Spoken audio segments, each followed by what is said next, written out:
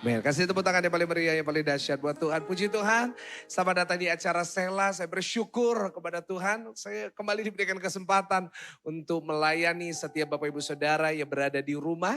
Gimana kabar saudara semuanya? Luar biasa, amin. Saudara boleh tulis di live chat kabar saudara.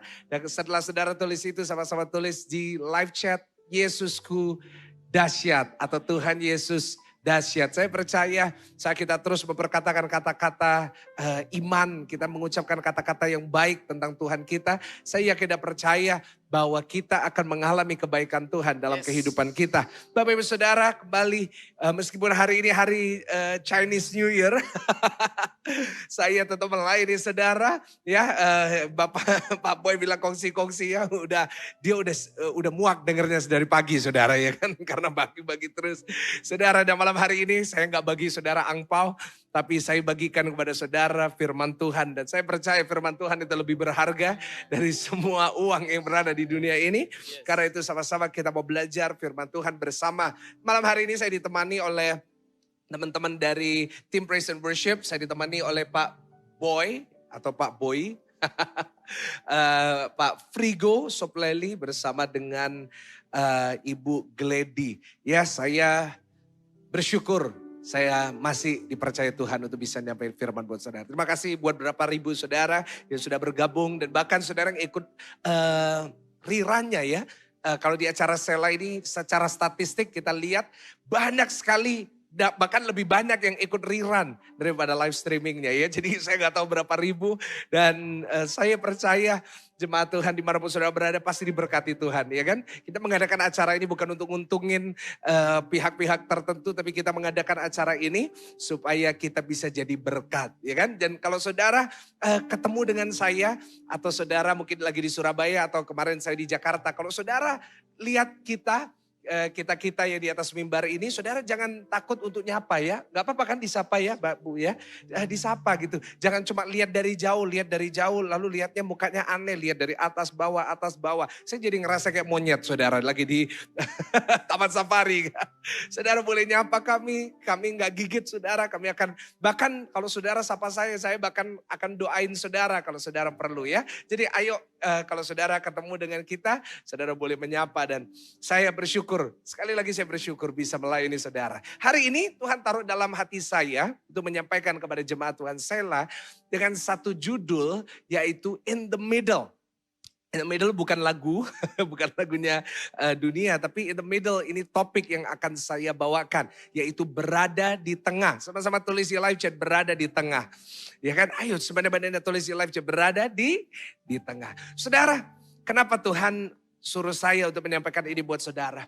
Karena Tuhan taruh dalam hati saya bahwa ada dari saudara yang mengikuti ibadah ini. Saudara sedang berada di tengah-tengah. Maksudnya apa saudara? Saudara sedang berada di tengah-tengah antara doa saudara dan jawabannya. Banyak saudara lagi berada di tengah-tengah dari yang saudara doakan dan apa yang saudara ingin Tuhan kerjakan dalam hidup saudara. Mungkin doa itu adalah saudara sedang mau sembuh. Saudara sedang menantikan kesembuhan. Mungkin saudara hari ini belum sembuh, tapi percayalah saudara berada di tengah. Artinya apa? Sebentar lagi Tuhan akan menjawab doa saudara. Tulis di live chat. Sebentar lagi.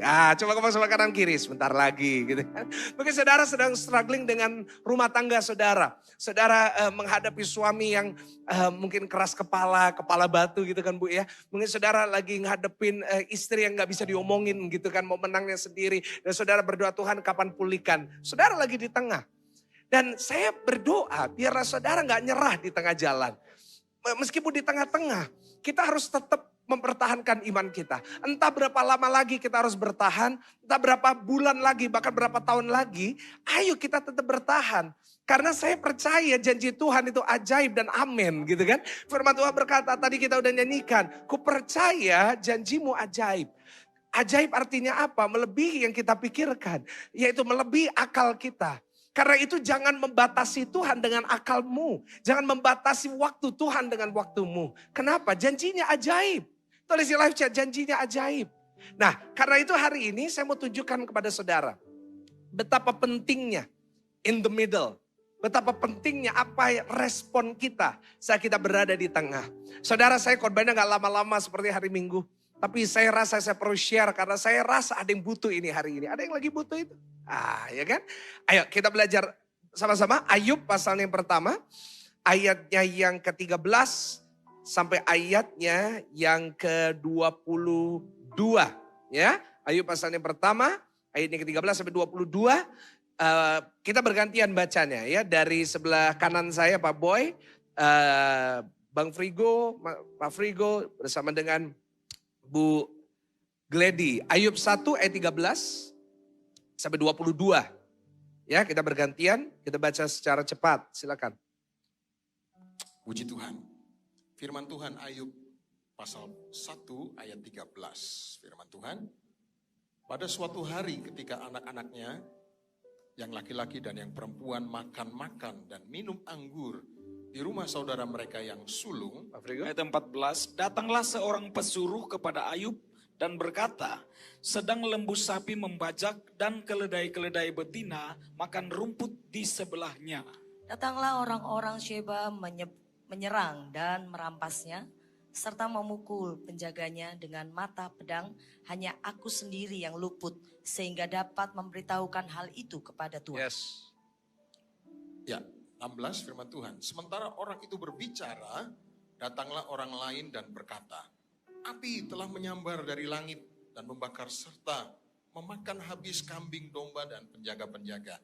Hanya aku sendiri yang luput, sehingga dapat memberitahukan hal itu kepada Tuhan. Ayat yang ke-17, sementara orang itu berbicara, datanglah orang lain dan berkata, orang-orang Kasdim membentuk 3 pasukan, lalu menyerbu unta-unta dan merampasnya serta memukul penjaganya dengan mata pedang. Hanya aku sendiri yang luput, sehingga dapat memberitahukan hal itu kepada Tuhan. Sementara orang itu berbicara, datanglah orang lain dan berkata, anak-anak Tuhan yang lelaki dan yang perempuan sedang makan-makan dan minum anggur di rumah saudara mereka yang sulung. Maka tiba-tiba angin ribut bertiup dari seberang padang gurun. Rumah itu dilandanya pada 4 penjurunya dan roboh menimpa orang-orang muda itu sehingga mereka mati. Hanya aku sendiri yang luput sehingga dapat memberitahukan hal itu kepada Tuhan.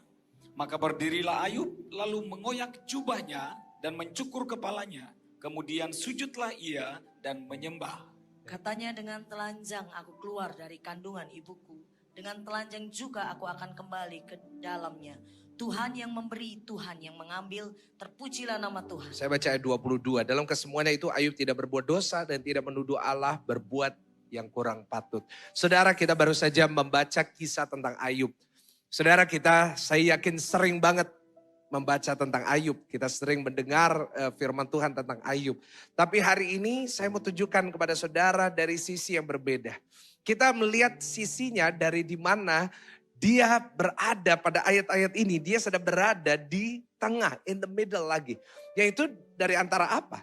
Dari antara masalah yang dia hadapi, dia berdoa supaya Tuhan meluputkan, dia berdoa supaya Tuhan mengampuni. Dan akhirnya di mana kalau saudara baca dalam Ayub pasalnya yang ke-42, saudara akan lihat bahwa Tuhan memulihkan keadaannya 2 kali lipat. Sama-sama tulis di live, 2 kali lipat. Saudara, saya berdoa tahun ini seperti yang Tuhan kasih tahu saya, Jireh, Tuhan yang menyediakan. Mungkin banyak dari saudara lagi di tengah-tengah. Mungkin saudara berkata kepada saya, mungkin dalam hati saudara gak berani ngomong, Pak Pendeta saya udah doa, Pak Pendeta saya udah pelayanan, Pak Pendeta saya udah baca Alkitab. Saya udah ikut sela, doa malam, youth, ibadah minggu, bahkan 8 kali, 9 kali saya ikut setiap ibadah. Tapi Pastor, kenapa gak ada yang berubah dalam hidup saya? Pastor, kenapa hidup saya gini-gini aja? Jawabannya sederhana. Bukan karena Tuhan gak sayang saudara, tapi karena saudara berada di tengah-tengah. Saudara lagi berada di antara doa saudara dan jawabannya. Saudara, ini adalah masa-masa yang sangat penting. Masa-masa yang sangat krusial. Kalau saudara berada di situ, saudara harus sadar bahwa itu adalah masa-masa yang menentukan seberapa cepat dan seberapa dahsyat nanti jawaban itu akan hadir dalam hidup saudara. Sayangnya banyak orang-orang yang di tengah jalan mereka menyerah, di tengah jalan mereka murtad, di tengah jalan mereka meninggalkan Tuhan. Contohnya paling gampang, yaitu istrinya Ayub. Saudara, mereka tinggal di satu rumah, mereka sama-sama beribadah. Tapi istrinya Ayub gak tahan. istrinya Ayub tidak tahan di tengah-tengah sebelum Tuhan memulihkan keadaannya. Dan akhirnya dia berkata kepada Ayub, kutukilah Tuhanmu, kamu mati aja. Gitu kan. Dan banyak orang hari-hari ini saya rasa ke dalam roh saya sedang seperti istrinya Ayub.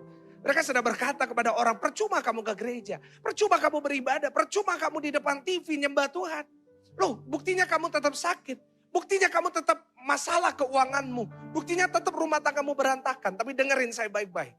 Saudara sedang berada di tengah-tengah. Dan sebentar lagi Tuhan akan menjawab doa saudara yang percaya katakan amin. Sebentar lagi Tuhan akan memulihkan. Tapi jangan seperti istrinya Ayub. Di tengah-tengah saudara ngutukin Tuhan. Di tengah-tengah saudara ninggalin Tuhan. Saya rasakan dalam roh saya ada saudara yang udah siap ngutukin Tuhan. Ada saudara yang siap ninggalin Tuhan. Tapi dengar saya baik-baik di acara Sela ini. Jangan ninggalin Tuhan. Jangan pernah sekali-kali saudara membuang nama Yesus dalam hidup saudara. Jangan sampai sekali-kali saudara berkata gak ada harapan lagi. Saya mau katakan kepada saudara di tengah-tengah ini. Mari kita ngelekat sama Tuhan. Supaya nanti saat Tuhan udah siap untuk memulihkan keadaanmu, untuk memberkatimu. Engkau sudah siap. Sama-sama tulis di live chat, aku harus siap. Saudara, banyak orang menyerah di tengah. Kenapa? Karena yang pertama, karena bagian tengah ini yang paling sulit. Saudara, awal-awal berdoa, kita mohon sama Tuhan, itu gak sulit. Kenapa? Iman kita masih kenceng. Ya kan? Saudara lagi minta sesuatu, iman saudara masih kuat. Saya yakin pria yang lumpuh di kolam Bethesda, di 1 bulan pertama dia semangat. Dia semangat nunggu airnya goncang di kolam Bethesda. Tapi saat dia berada di tahun ke-10, mungkin dia udah berkata, aduh udah gak ada gunanya lagi. Bagian yang tengah paling sulit. Di awal-awal pasti kita menggebu-gebu. Tapi saat kita berada di tengah, di saat semuanya stagnan, di saat kita ngerasa jenuh. Itu sulit. Saya ngalamin itu. Di tengah-tengah pelayanan di akhir tahun 2020, saya ngalamin kejenuhan. Saya ngalamin di tengah-tengah sebelum Tuhan mengangkat GSJS di tahun 2021. Saya hampir berhenti pelayanan. Saya udah siap di bulan November. Saya udah siap berhentikan semua ibadah online. Seminggu sekali cukup, gak ada sela-sela. Karena saya berada di tengah-tengah. Dan saya mau katakan kepada saudara itu sulit. Saya stres. Saya ngadepin tantangan. Dan kadang-kadang tantangan kita itu bukan cuma yang kelihatan di mata, tapi di dalam hati. Dalam jiwa kita. Dan itu sulit banget. Banyak orang gak tahu. Mungkin anak-anak saudara gak tahu bebanmu, tapi Tuhan tahu. Ada lagunya kan? Tuhan tahu. Dan saya ingin katakan kepada saudara, jangan nyerah meskipun sulit. Dan yang kedua, kenapa yang tengah-tengah ini banyak orang nyerah? Karena bukan hanya sulit yang pertama, tapi di tengah-tengah ini kerasannya paling panjang. Iya kan? Di tengah-tengah ini meskipun 1-2 tahun, tapi kerasanya lama sekali gitu. Orang kalau lagi ngalamin masalah, kalau berada di tengah-tengah, itu rasanya lama banget. Setiap hari kerasannya seperti 1 tahun. Dan itu yang membuat banyak orang gak kuat. Dan yang ketiga, di tengah-tengah ini adalah tempat di mana banyak kita tersakiti. Mungkin saudara lagi ngalamin keterpurukan dalam hidupmu. Mungkin saat saudara belum dipulihkan, banyak orang remehin saudara. Banyak orang rendahin saudara. Banyak orang mandang saudara sebelah mata. Dan saudara mungkin tersakiti. Tapi dengarkan baik-baik. Saya mau kasih tahu seperti Ayub. Tuhan bicara kepada saudara. Bukan kebetulan saudara ikut ibadah ini. Tuhan lagi bicara kepada saudara. Sabar berada di tengah. Mungkin kau tersakiti, mungkin kerasa sulit, mungkin kerasa capek. Tapi dengerin saya baik-baik. Hari ini Tuhan saya. Tuhan yang sama yang menolong Daud. Tuhan yang sama yang menolong Samuel. Tuhan yang sama menolong Gideon. Hari ini. Sanggup juga membawa saudara kepada jawaban doa itu yang dahsyat. Kasih tepuk tangan yang paling dahsyat buat Tuhan. Karena itu hari ini. Saya mau tutup firman ini dengan menunjukkan kepada saudara. Kenapa Ayub bisa kuat berada di tengah. Dan bagaimana saudara juga bisa kuat untuk bertahan di tengah-tengah. Sebelum nanti Tuhan menjawab doa saudara. Sederhana 2 poin aja sederhana. Yang pertama saudara, kenapa Ayub jadi kuat menghadapi di tengah? Kenapa dia tetap kuat bertahan? Karena yang pertama, karena Ayub tidak membiarkan situasi mengubah dirinya. Sekali lagi saya ulangi. Ayub tidak membiarkan situasi mengubah dirinya. Dia tetap berkata, Aku lahir telanjang. Aku mati juga gak mau apa-apa. Semua dari Tuhan, ya kembali ke Tuhan. Firman Tuhan berkata di ayat 22 tadi, dalam semuanya itu, tapi lihat ayat 22, dalam segala itu, dia tidak berbuat dosa. Ya, ayat 1 ayat 22. Ini kan ayat 18, ayat 22. Pokoknya kejuban menggorok kepala dia katanya. Dalam kesemuanya itu, Ayub tidak berbuat dosa, tidak menuduh Allah. Lihat, Ayub tidak membiarkan situasi mengubah dirinya. Tulis di live chat, saya tidak boleh berubah. Artinya apa? Kalau hari ini saudara berada di tengah, jangan biarkan masalah itu mengubah siapa diri saudara sebelumnya. Jangan sampai masalah yang kita hadapi, tantangan yang kita hadapi merubah Pastor Michael. Pastor Michael yang sama yang hadapin masalah dan gak ada masalah harus sama di hadapan Tuhan. Banyak orang membiarkan situasi mengubah dirinya. Kalau uangnya banyak dia baik. Sama istri baik, sama anak baik. Tapi saat dia ngalamin masalah dalam keuangan, dia suka marah-marah sama istri. Banyak istri-istri kalau kondisi rumah tangga, ekonomi baik, dia baik sama suaminya, hormat, tunduk.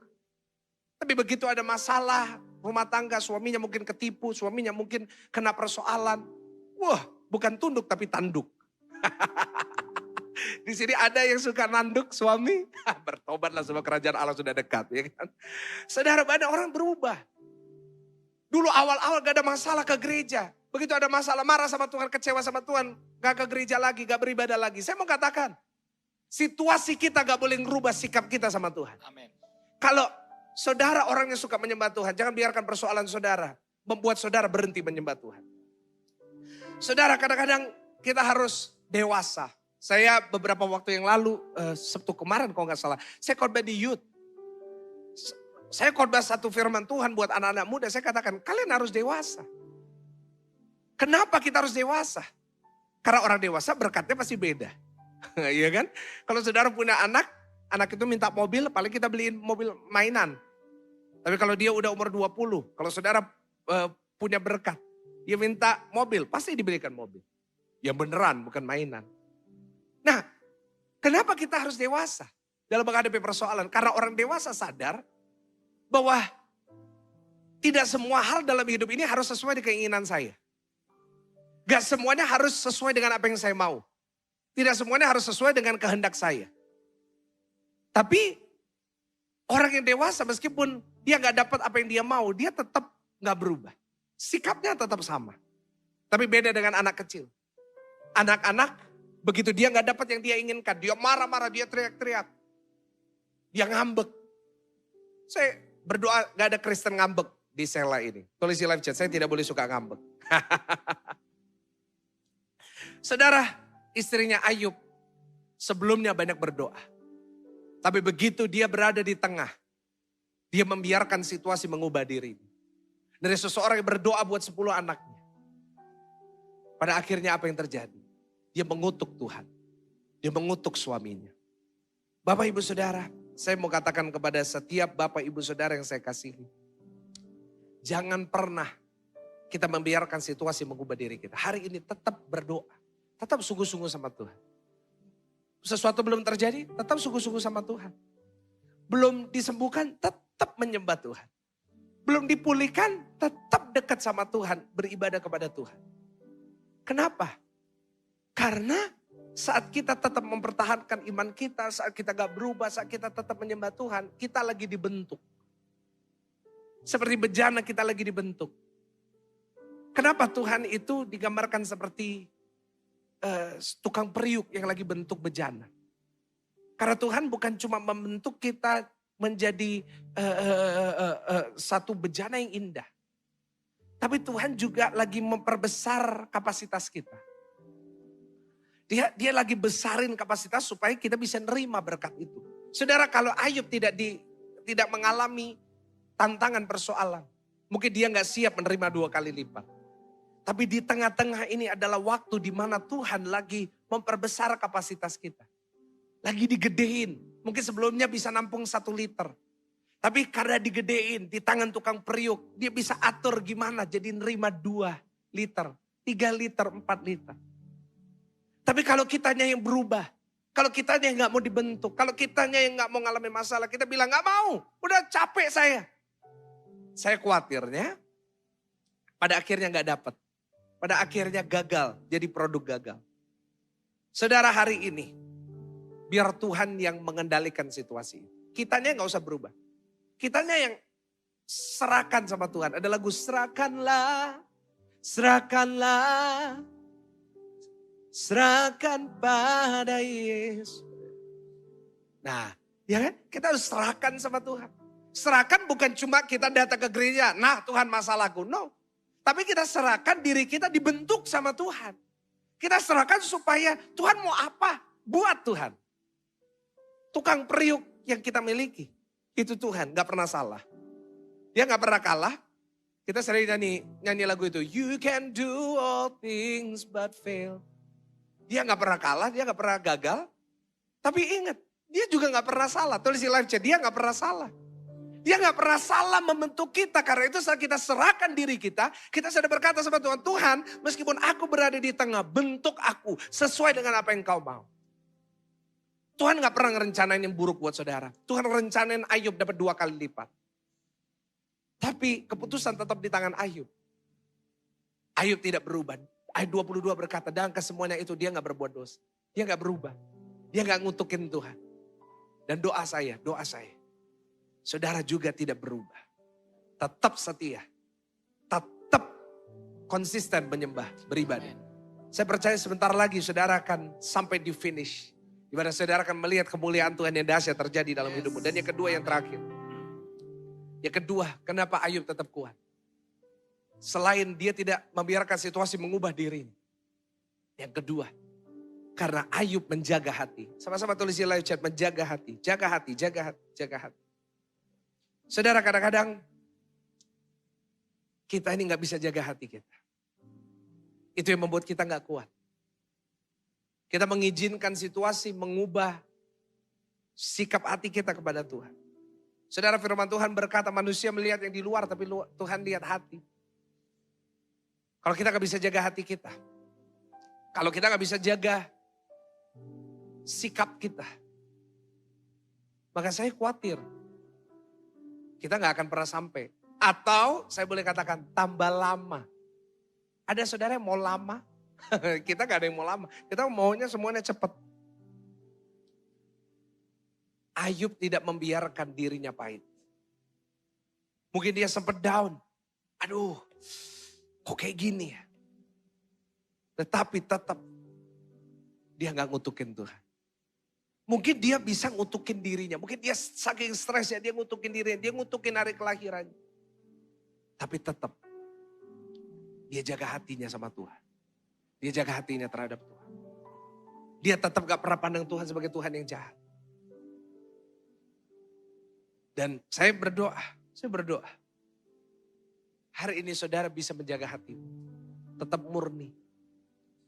Jaga hati saudara tetap mengasihi Tuhan. Hati selalu kadang-kadang bicara tentang kasih. When we talk about heart, we talk about love. Ya kan? Dan apakah kita tetap mengasihi Tuhan? Meskipun kita berada di tengah. Apakah situasi kita mengubah kasih kita kepada Tuhan? Bapak Ibu Saudara, kasih kita kepada Tuhan gak boleh tergantung dengan berkat materi. Kasih kita terhadap Tuhan gak boleh tergantung dengan doa kita dijawab atau enggak. Tapi kasih kita kepada Tuhan harus murni. Sama-sama tulis di live chat murni. Murni artinya apa? Gak ada kontaminasi. Sama seperti kalau kita lagi di restoran. Kita pesen es jeruk murni. Kenapa disebut murni? Karena gak ada campuran apa-apa. Kadang-kadang cintanya kita sama Tuhan ada banyak campurannya. Campurannya apa? Uang, kesenangan kita, ambisi kita. Baru kita cinta sama Tuhan. No. Itu bukan kasih yang murni.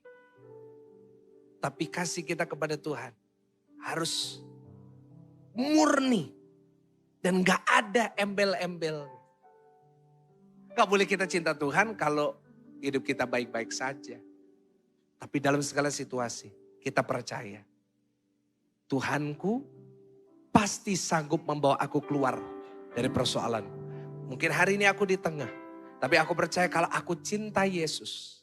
Kalau aku mengandalkan Yesus. Firman Tuhan berkata, bagi Tuhan tidak ada yang mustahil. Kasih tepuk tangan dia paling meriah, tepuk tangan dia paling dahsyat. Jaga hatimu. Jangan berubah sikap saudara kepada Tuhan. Dan saya percaya sebentar lagi. Saudara tetap bertahan. Saudara akan sampai pada garis akhirnya. Melihat kemuliaan Tuhan. Mujizat dari Tuhan terjadi dalam hidupmu. Saya minta kunci D. Sebelum kita tutup ibadah ini. Mari kita sama-sama minta Tuhan selidiki hati kita.